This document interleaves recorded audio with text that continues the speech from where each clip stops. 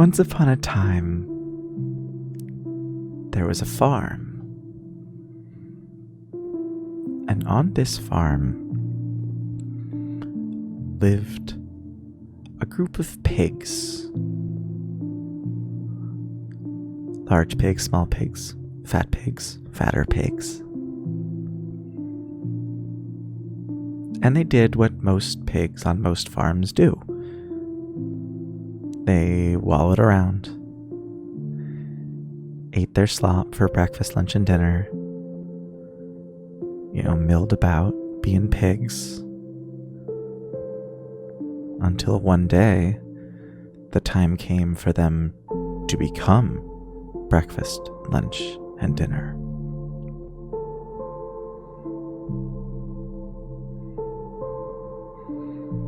And it's not that the pigs were happy about this. They knew what was happening, and they knew that it was a pretty shitty deal, honestly. But for the longest time, they just felt like this is the way it has to be, We don't get the luxury to grow old and retire and die of old age. We are raised to be eaten. But as the years went by, the resentment grew. The pigs began to feel more and more hostile and angry towards the farmers. And they began to confer amongst each other. Should we form some sort of communist movement? No. I read a book about that. Didn't go well.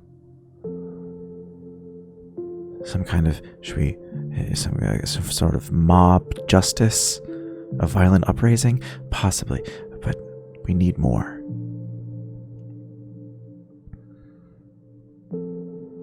And in the dark of night,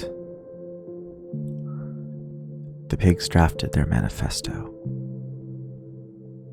They had no pen and paper, so it was mostly written with urine in the dirt, which is a surprisingly effective writing mechanism if you are willing to commit to it, which the pigs were.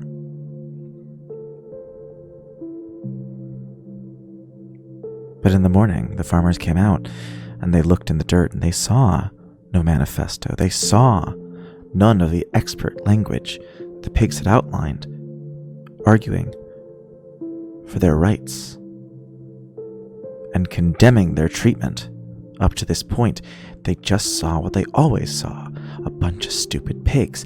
And that, my friends, is when the pigs simply lost it. Gone were the plans, gone were the dreams, gone were the schemes. There was only action.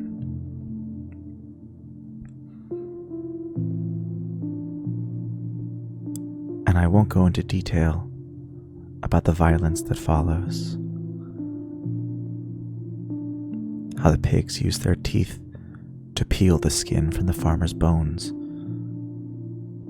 their hooves to trample upon their faces. I won't tell you about that.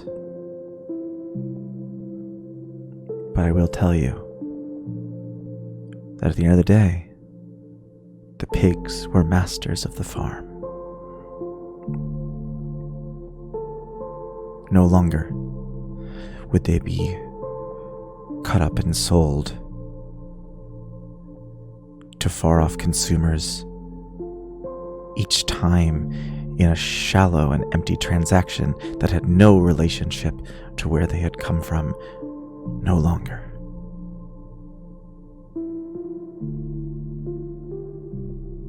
They rested in the mud, kneeling against logs, crouching under trees, enjoying their freedom.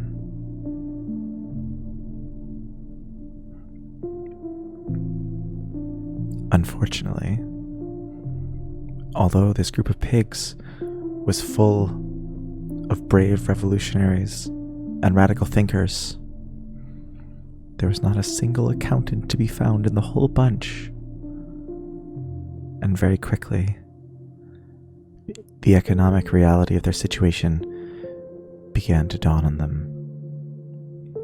This farm was unsustainable.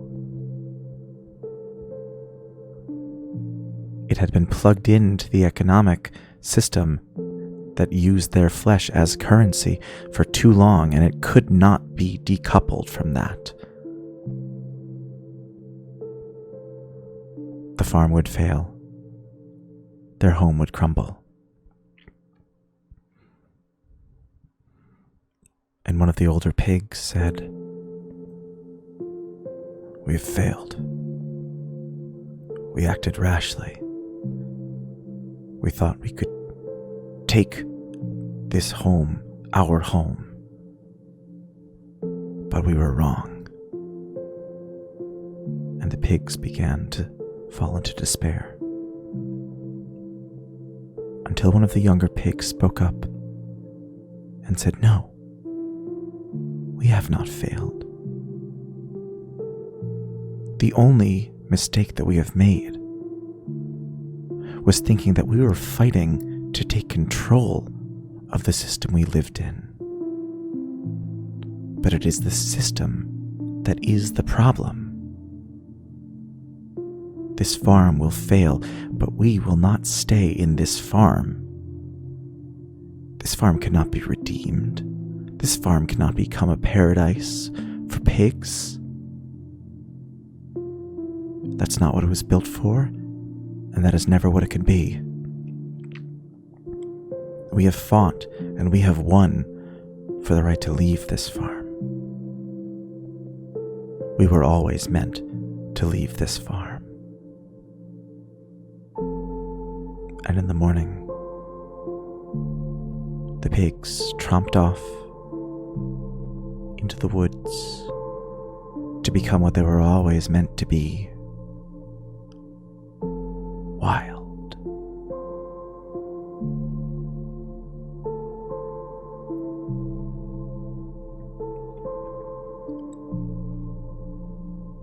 The end.